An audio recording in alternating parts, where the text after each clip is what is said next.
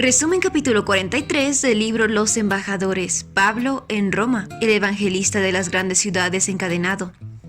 Al reanudarse el tránsito marítimo, el centurión y sus prisioneros zarparon en su viaje hacia Roma. Un barco de Alejandría había invernado en Malta de camino hacia el oeste, y los viajeros se embarcaron en él.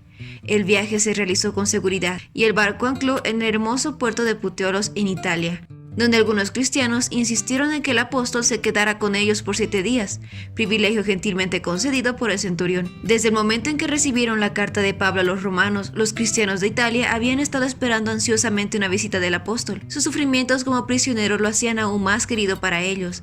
El puerto estaba a unos 225 kilómetros de Roma, y algunos de los cristianos comenzaron a llegar y a darle la bienvenida. Al 8º día del desembarco, el centurión y sus prisioneros salieron hacia Roma. Julio le concedió voluntariamente todos los favores que estaban en su poder otorgar a Pablo, pero no podía cambiar su condición de preso. Con corazón apesadumbrado, Pablo partió hacia la metrópoli del mundo.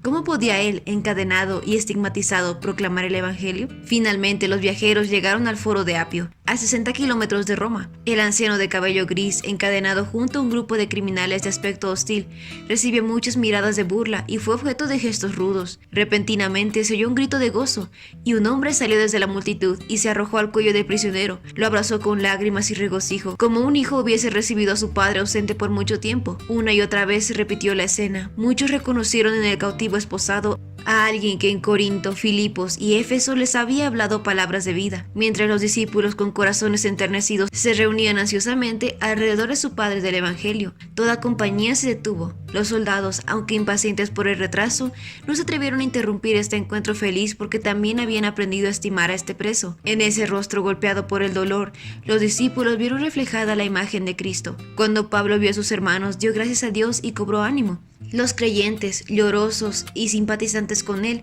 no se avergonzaban de sus cadenas. Pablo alabó a Dios en alta voz. La nube de tristeza había reposado sobre el espíritu fue disipada. Lo esperaban cadenas y aflicciones, pero sabía que había podido librar a las personas de unas cadenas infinitamente más terribles, y se regocijó en sus sufrimientos por la causa de Cristo. En Roma, Julio entregó sus prisioneros al capitán de la guardia del emperador. El buen informe que dio de Pablo con la carta de Festo hizo que el apóstol fuera considerado favorablemente por el capitán principal, y en vez de ser echado en prisión, se le permitió vivir en una casa. Aunque todavía estaba encadenado a un soldado, tenía la libertad de recibir a sus amigos y de trabajar por causas de Cristo. A muchos de los judíos que antes habían sido echados de Roma se les había permitido regresar. Pablo estaba decidido a presentarles los hechos relacionados con sí mismo, con su obra, antes de que sus enemigos tuviesen la oportunidad de predisponerlos en su contra.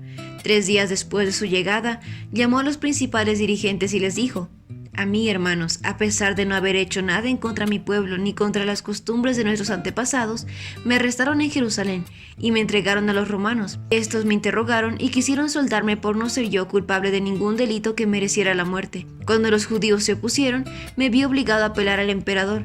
Precisamente por la esperanza de Israel estoy encadenado. No dijo nada acerca de los repetidos complots para asesinarlo. No estaba buscando ganarse la simpatía, sino defender la verdad. Sus oyentes declararon que ninguno de los judíos que había ido a Roma lo había acusado de crimen.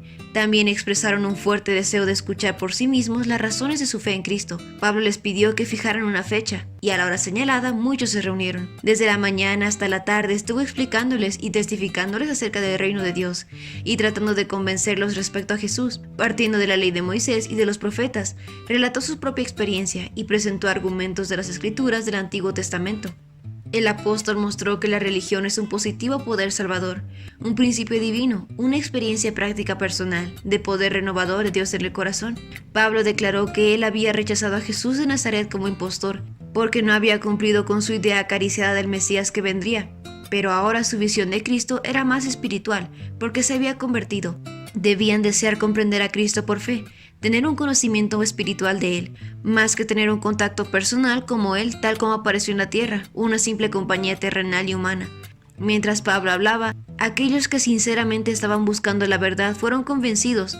Sus palabras dejaron sobre algunas mentes una impresión que nunca se borró, pero otros rehusaron obstinadamente aceptar el testimonio de las Escrituras. No podían refutar los argumentos de Pablo, pero se negaban a aceptar sus conclusiones. Pasaron muchos meses antes de que aparecieran los judíos de Jerusalén. para presentar sus acusaciones contra el prisionero. Ahora que Pablo sería juzgado ante el tribunal más elevado del Imperio Romano, no tenía deseos de arriesgar otra derrota. La demora les daría algún tiempo para buscar una intriga como su única esperanza de influencia al emperador en su favor. Así que esperaron un tiempo antes de presentar sus acusaciones contra el apóstol. Este aplazamiento resultó en el avance del evangelio. Se permitió a Pablo vivir en una casa cómoda, donde podía presentar diariamente la verdad a quienes iban a escuchar. Por 2 años continuó de esta forma sus labores. Durante ese tiempo no olvidó las iglesias que había establecido en muchos lugares. El apóstol buscaba suplir sus necesidades por medio de cartas e instrucciones prácticas, y desde Roma envió trabajadores consagrados a los campos de labor que no había visitado.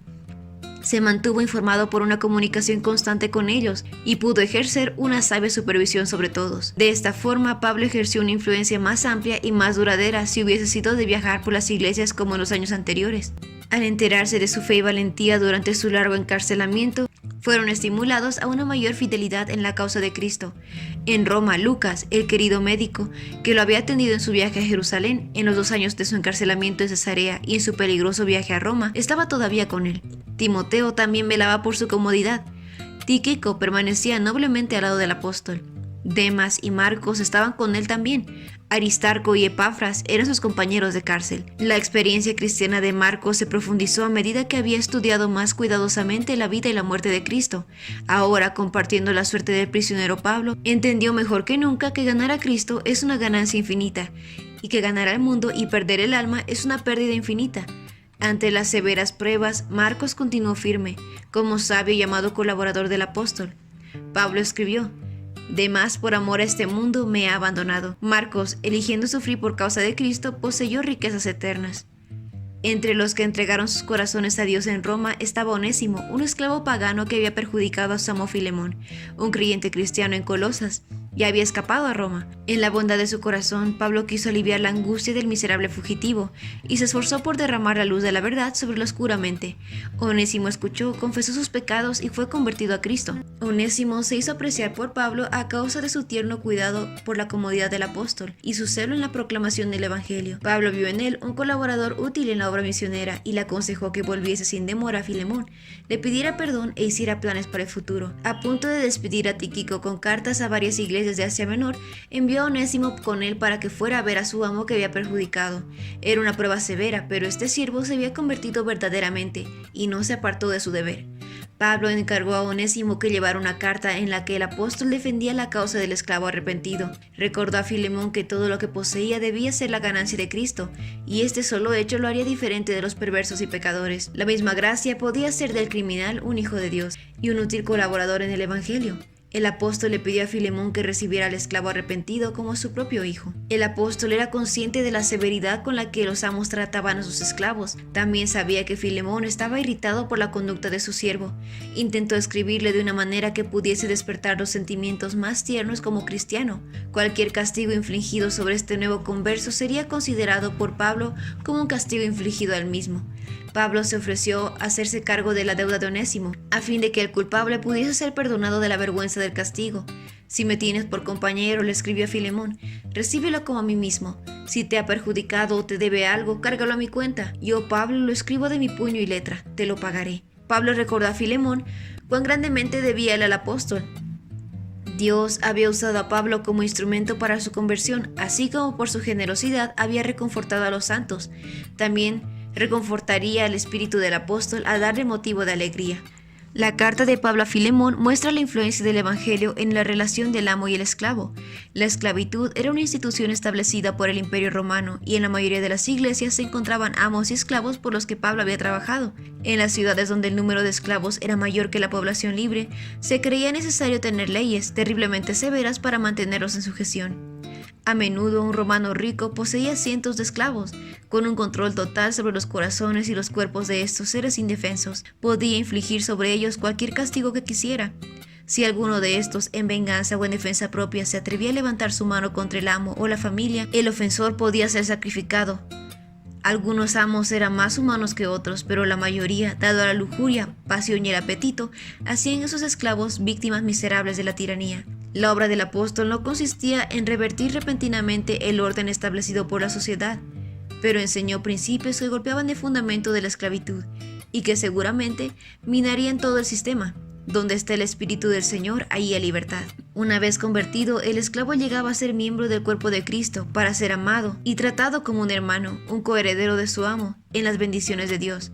Por otro lado, los siervos debían realizar sus deberes, no solo cuando los estén mirando, como quienes quieren ganarse el favor humano, sino como esclavos en Cristo, haciendo de todo corazón la voluntad de Dios. Amo y esclavo, rey y súbdito han sido lavados en la misma sangre, vivificados por el mismo Espíritu y son hechos uno en Cristo. Ese fue el resumen del capítulo 43 del libro Los Embajadores.